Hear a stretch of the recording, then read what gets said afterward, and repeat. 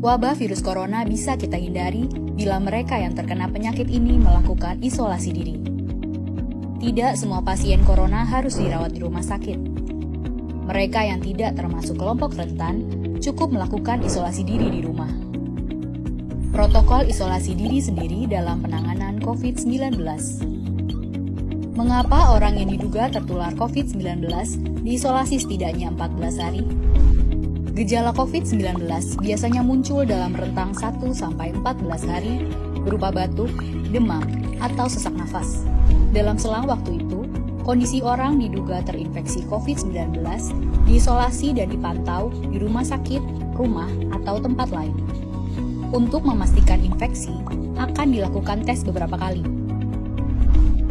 Apabila Anda bukan kelompok rentan seperti lansia atau memiliki penyakit kronis lain seperti diabetes, jantung, kanker, penyakit paru kronik, AIDS, penyakit autoimun, dan sejenisnya, maka Anda dapat secara sukarela atau berdasarkan rekomendasi petugas kesehatan melakukan isolasi mandiri. Apakah isolasi mandiri itu? Isolasi mandiri adalah upaya mencegah penyebaran COVID-19 dengan berdiam diri di rumah sambil memantau kondisi diri kita, seraya tetap menjaga jarak aman dari orang sekitar atau keluarga. Siapa yang perlu melakukan isolasi mandiri?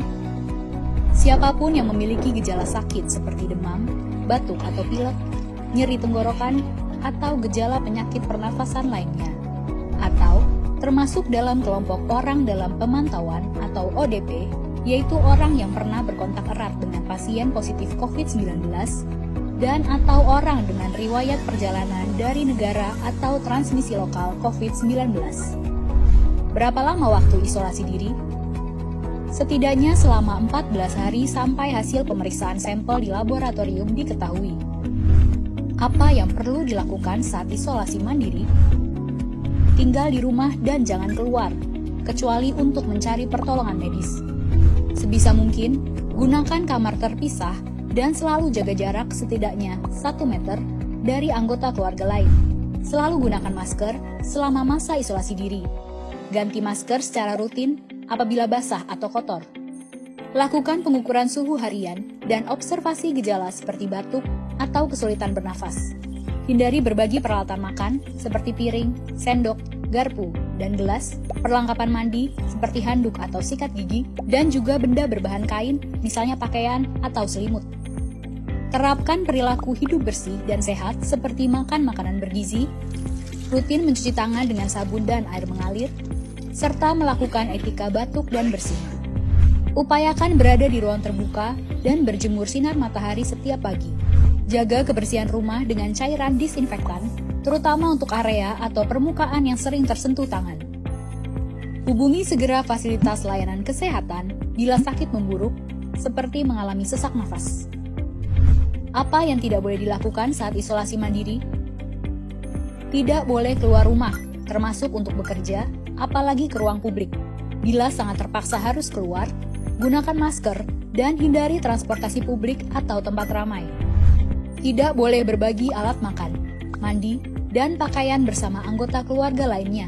Cuci peralatan makan dan pakaian secara mandiri, terpisah dari anggota keluarga lain.